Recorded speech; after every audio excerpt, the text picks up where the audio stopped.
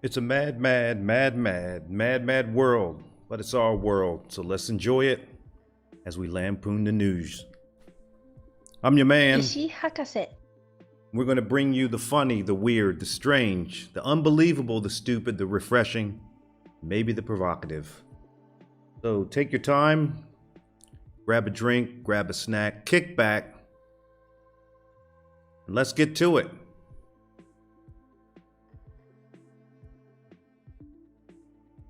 This is not particularly new news here in Southeast Asia, but there was a string of wild boar attacks that left several people injured and somewhat traumatized. Now, a wild boar was caught after a dramatic chase in Punggol on Friday, February 26.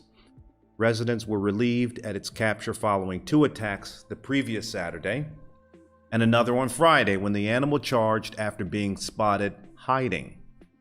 National Parks Board officers and a police officer secured the area and kept watch. The officers then gave chase when the wild boar charged out of the vegetation and attacked a woman who was in the vicinity. Two National Park officers who were chasing the wild boar managed to free the woman from the animal with the help of a resident. It was then seen darting into some shrubbery, and one of the officers in the struggle was actually bitten. So, of course, many Singaporeans in the area were fearful for their safety, but one man seemed to charm the animal with a couple of words. So there was a video posted on Facebook under the heading Singapore Wildlife, and the man captured a moment where a curious wild boar lumbered up to him and tentatively sniffed his shoe. The video shows the man saying, "Go to sleep, David," patting it on the back. And much to the surprise of the internet, the animal actually turned on the spot before plopping itself onto the ground and exposing its belly. Didn't seem to mind that the man patted its stomach either. So some people around the internet were amazed by how tame or docile the wild boar was. So some called him a boar whisperer. You can hear in the video that he is referring to the boar as David. Now, it turns out that the boar was a sow. And that's fine because we're living in a time with gender neutrality, gender fluidity, and maybe David is a name that's ideal for a male or a female. But it turns out that David has become sort of this generic term, if you will, for wild animals. We'll see how that ends up evolving. I'll continue on. However, in light of recent events, many others pointed out how his actions were extremely risky and could put others at risk should they be misled by this video. Not all are friendly, one cautioned, while another said imitating the video could result in more Punggol accidents.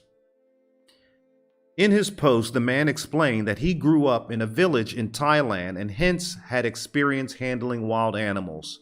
For those without sufficient knowledge and experience, he advised staying far away from wildlife. This is total nonsense that you growing up in Thailand enables you to somehow be a boar whisperer. You fortunately got lucky because this boar could have torn you to shreds if you had not been paying attention. This boar was probably not feeling so well, or maybe he was a little tired from all of the charging and grunting that he'd been doing. But be very, very careful. That story caused quite a stir, and we want to stay away from that. But when this story came out, and I was talking to some of my friends and colleagues about it, I had to recall a very, I'm not sure if I should say interesting, intriguing, fascinating, alarming, curious story that happened in Ohio about 10 years ago. So on October 18th in 2011, dozens of exotic animals were released from their enclosures. Lions, tigers, bears, and wolves were among the animals that escaped and were hunted by local law enforcement out of fear for public safety. Owner Terry Thompson allegedly set free 50 of his 56 exotic animals before shooting himself in the head. 48 animals were killed by local police, while 2 were presumed eaten by the other animals. The animals confirmed to be dead were 18 tigers, 6 black bears, 2 grizzly bears, 2 wolves, 1 macaque, a monkey, 1 baboon, 3 mountain lions, 9 male lions, 8 lionesses, 3 leopards, a small bear, and 2 monkeys were left caged inside Thompson's home. These animals were tranquilized and sent to the Columbus Zoo. Terry Thompson, a Vietnam War veteran, was a lifelong collector of exotic animals. This story, I remember, caused, of course, quite a stir. I can certainly imagine somebody, walking around their neighborhood and squinting and looking in the bushes and thinking, that looks like a wolf. But I'm not sure. The Johnsons did get a rather large dog for the holidays just last year. But I'm not sure how you go about collecting exotic animals. So for instance, how do you acquire a bear? I mean, you don't go on Craigslist or Carousel and put in brown bear, and then all of a sudden a couple of listings come up. I mean, where do you get a bear? And then if you do, how is that bear transported to Ohio? I mean, you have to understand, a bear weighs 270 kg on average. That's about 595 pounds. And that is not going to fit into a Toyota Yaris. And then how do you feed a bear? How do you feed black bears and grizzly bears? What do? You can't go to Kroger or cold storage and just buy the entire meat section and feed it to your animals. And I'm not even sure how to think about how you clean up after all of these animals. And then why didn't a neighbor notice? I can imagine, just out and you're doing your evening walk or your jog, and then all of a sudden you hear,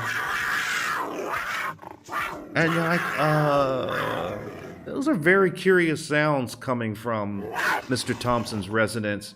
Oh, well, he's a nice guy, so we'll just keep going. And nobody seemed to ever pay attention to it.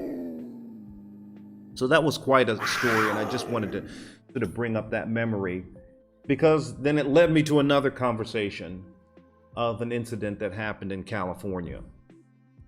And it bore out the term Bakersfield chimp. Now, some of you don't know this term, but when you go Bakersfield chimp on somebody, that means basically you are ripping them a new blank hole. And it came from a situation where 2 chimps got loose from their cage at a Bakersfield, California chimp sanctuary. Unfortunately, severely attacked a man in front of his wife while visiting their old pet chimp on that chimp's birthday. So if I were to put this statement in context, it would go something like, if this line doesn't start moving faster, I am about to go Bakersfield chimp on this grocery clerk. So let's think about this a little more. Chimpanzees, they may have come across to the public as these little darlings, but these animals generally weigh 120 to 150 pounds. That's 68 kg. And they have tremendous strength, much greater than a human. And chimps in the wild are known to kill chimps from neighboring groups because they are very territorial. They are hunters and they will attack humans. The story does need a bit more context, though. The couple in their 60s were visiting the sanctuary to celebrate the birthday of a 39-year-old chimpanzee, Mo, who was taken from their home in 1999 after biting off a part of a woman's finger. Now, I know some of you are saying, Ishi, that's not really funny. And you're right. It's predictable. Right? When you have a chimp and it's already injured someone, and then you go to a sanctuary where those chimps are caged, maybe, we certainly hope not, mistreated, when that door opens, they are going to attack. A professor at the University of Southern California who studies primates says that male chimps are intensely territorial. They will defend their territory against any perceived threat. And this is my favorite line. Chimps can be violent at times, just as humans can be. And we certainly know that to be true. So with that, we'll do a short segment on what I will call the animal edition of News Not News. I think in general people don't understand the prefix that comes with animals. There's times where you say a domestic animal, and then there's times where you say a wild animal. And I'm growing more and more confident that people don't know what this word wild actually means. It is uncultivated or inhospitable, dangerous, hard to control. Just picture Boris Johnson or Donald Trump's hair, and you will understand fully the definition of wild. And many, many wild animals cannot be domesticated as much as people would like to try. So, let's go to a couple of stories that I have seen in the news recently about wild animals. Loose serval captured after jumping on Atlanta woman's bed. July 8th, an African serval that surprised a sleeping Atlanta woman by jumping on her bed has been safely captured, officials said. So, what is a serval? Serval, that is a wild cat native to the African savannas. It has a black spotted coat, long neck, long legs, often mistaken for leopards or cheetahs. Okay, I'm already out, but we'll continue on. My family's actually from Georgia, and I have many relatives that still reside in Atlanta, and I have never once heard them talk about, running into a wild serval. So somehow this animal got in there through, we'll say, less than up and up means. We'll continue through the story. The Georgia Department of Natural Resources confirmed Thursday that the serval, a large African cat, was captured near the Capital City County Club, which is located on the border of the Buckhead and Brookhaven neighborhoods. These are very well-to-do neighborhoods, by the way. The serval made headlines when it wandered into Christine Frank's home in the early hours of June 30th and woke her up by jumping on her bed. Frank's husband guided the cat out of the house, and no one inside the home was injured. Servals are not legal to keep as pets in Georgia. It was unclear whether officials had identified the animal's owners or whether a criminal investigation would be opened. So a spokesperson said officials found a new permanent home for the exotic cat. It is being held in a third-party facility under DNR. And when the organization picks up the animal and transports it to its new home, as they described to the Atlanta Journal-Constitution, we are currently not releasing the location of the third-party facility or where the cat will permanently live. That is all I can release at this point since the case is still under investigation. And I immediately said, what's the secrecy? Was this cat in witness protection? Was this cat a snitch? Was this cat involved in election fraud? What is going on? Why all the secrecy? But anyway, I hope that serval finds a new home and all things went well. Our next tale. A missing 12-foot python found in crawl space at Louisiana Mall. Wow. July 8th, an interactive aquarium located at Louisiana's largest mall announced a 12-foot escaped python was safely recaptured after more than 48 hours of searching. The Blue Zoo, a recently opened interactive aquarium at the Mall of Louisiana in Baton Rouge, said Kara, the Burmese python, was captured in a crawl space at the mall early Thursday morning, more than 48 hours after the reptile escaped from her enclosure. The zoo had enlisted the help of a specialist reptile trapper and local animal control officers to search the mall for the missing python. Blue Zoo caretaker, identified as Victoria, said the searchers found evidence of Kara in the ceiling. She was in our ceiling, Victoria told the local news station. We knew exactly where she was for the most part. Okay, Victoria, if you knew exactly where the serpent was, why did it take you 48 hours to find her?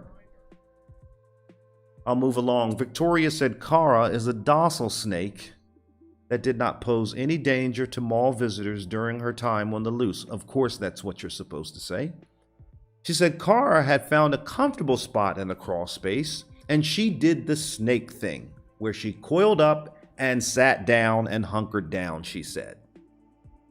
The zoo said it is investigating the specifics of Kara's escape. This is actually not hard. I know the specifics of Kara's escape. And that means that somebody this up. The other odd thing, and I've already mentioned about this, 48 hours seems to be a really long time to sort of lose track of a snake at a public venue centered on entertainment, and for the most part to a younger audience. And then we seem to have a big problem with this notion of enclosure. All right, so Kara escaped from her enclosure, and an enclosure only has one job, and that is to enclose, to keep something within a barrier. So somebody screwed this whole thing up. The most entertaining part that I found about this, and generally I'm not entertained by snakes, is that apparently the snake thing is when you coil up and sit down. And I didn't know snakes had parts that enabled them to sit down. So I was trying to visualize that, but I couldn't. Now I know, of course, there's another context for how we use that term, sit down, such as I read this book in one sitting. But I don't think that's why Kara went up into that crawl space. But good luck to you, Kara. And good luck to you too, Victoria. This next story, I love this story. 40 cows escaped slaughterhouse and stampede through California neighborhood. Dozens of cows escaped a slaughterhouse in Southern California and roamed free for over an hour on Tuesday, injuring 4 people. CBS Los Angeles reported one of the animals, unfortunately, was fatally shot by deputies after authorities said it charged at a family. At least 40 cows escaped through a gate that had been accidentally left open at Manning Beef, the Los Angeles County Sheriff's Department said. A viral video shows the cows stampeding through a residential neighborhood in Pico Rivera and running through a yard. Another clip showed how a large group slowed down traffic as they ran along the middle of the street. Now, if you have a chance, you've got to go out and do a search and look at these videos because they're quite entertaining. But we go back to an earlier issue. Why are people in charge of handling animals having so much difficulty with the concept of enclosure? Right? If you are going to accidentally leave a gate open, what do you think the cows are going to do? I mean, I can picture one cow saying, hey, my cousin Big Reggie went through that gate over there, and then I heard a really loud noise, and I've never seen him again. All right, so when those cows have an opportunity to bounce, that is exactly what they are going to do. I'll continue on. The cows eventually settled into a closed street and were surrounded by sheriff's deputies. They were unsuccessful in trying to round up the cows, prompting the farm animals to scatter farther. Now, how much are we expecting the police to do here? In this situation, and they do have a lot of responsibilities that they deal with, but, you know, what are they going to do? Halt, you're under arrest. You know, put your hands up. But what are they going to do? They're powerless and against 40 cows. So you have to call in the right expertise. Sadly, one of the cows was shot and killed by the deputies after it charged at a family, knocking some of them to the ground, the authorities said. Now, I'm trying to figure out how to defend this. But if you take a look at some of the videos out there, and these animals in general will not charge unless provoked or threatened.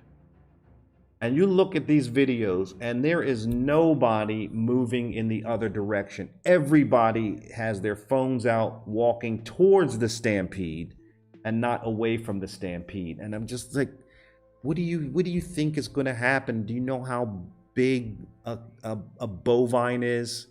You have to be careful. I'll plug this though. If you get a chance, go look at Ray Castillo's video that he posted on Facebook Live. Ray Castillo. That seems to have the best angle, so I'm sure you'll have a little bit of fun with that.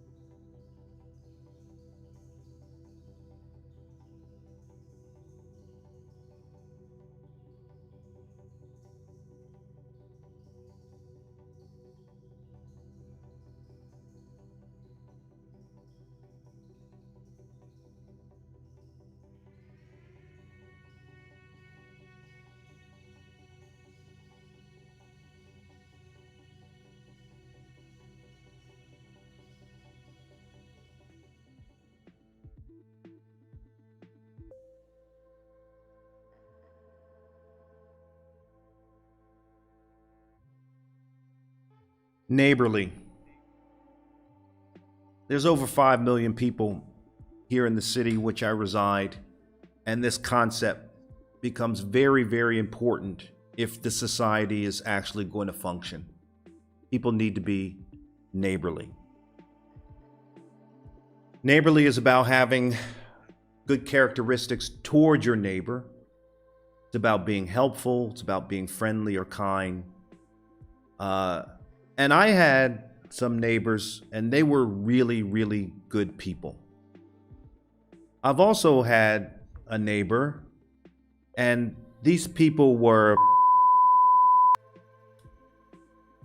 So this story is about when the concept of neighborly goes awry. This is from the BBC. UK neighbors cut tree in half over bird poop dispute. Now, that's what got my attention, right? Which is, how do you dispute bird poop? I don't think any one of the two neighbors is really going to take ownership around that, but we read on and we'll see. Bharat Mistry and his family have been at this residence for 25 years. They had a tree in their front yard, and they were absolutely distraught when they found out what happened. When words fail, sometimes you just have to cut down half a tree. At least that's what one couple did. The couple in Sheffield, UK called in an arborist to cut down half the branches of a 16-foot tall fir tree. It was hanging over their driveway, according to reports. The rest of the tree was in the neighbor's yard.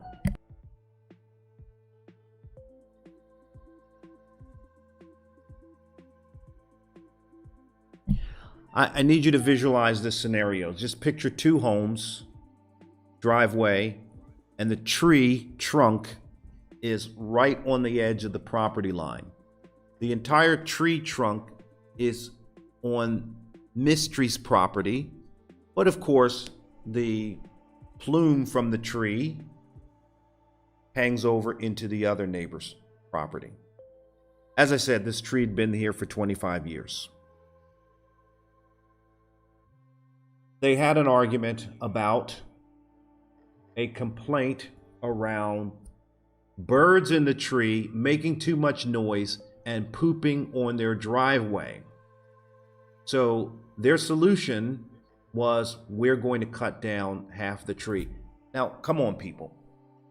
First of all, when is it a property owner's responsibility to manage the amount of birds that reside in their tree and how much chirping they do and how much excrement they produce? This sounds a little silly to me. And let's be mindful. This isn't like Terry Thompson. Now, I can see that argument. With Terry Thompson, I can see a neighbor going over there and saying, excuse me, but your 18 tigers and 6 black bears and baboon and 2 wolves are keeping us up at night, so maybe could you keep it down? That's one argument. But the other argument is the birds are making too much noise and they're pooping in our driveway. We have a problem. First of all, I don't think the driveway cares if there's poop on it. But apparently this couple felt that it was in their right to call a tree surgeon and cut down half the tree. I need you to take a look at this. And I look at this picture and it seems almost surreal that they would actually do something like this. And of course, the Mystery family, they were absolutely distraught. And they pleaded with their neighbor not to do it. But they went ahead and they had a tree trimming service come down and do it anyway. I just can't imagine going out to work, coming home, pulling into your driveway and seeing this. My reaction certainly would have been, unfortunately, I don't know how neighbors will recover from something like this. The families used to be very close, but now they don't talk at all, and I find that very troubling. So, come on, people. Be good to your neighbors.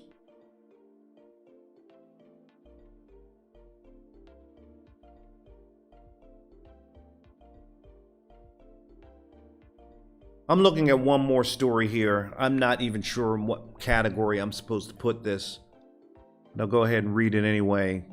The headline reads, McDonald's customer threatened to execute everyone when he couldn't get a Happy Meal. Deep breath. You know what makes a Happy Meal less happy? Getting arrested. So a man in Virginia allegedly threatened to execute everyone at a McDonald's because he was unable to get a Happy Meal.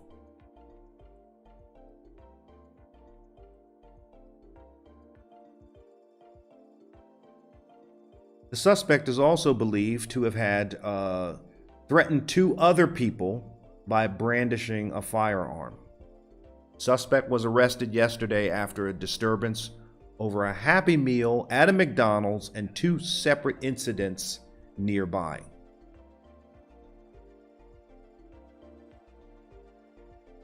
About 9:57 in the morning yesterday, a deputy responded to a local McDonald's call that had threats against them. Employees on the scene reported a DoorDash driver was unhappy that Happy Meals cannot be ordered from the breakfast menu.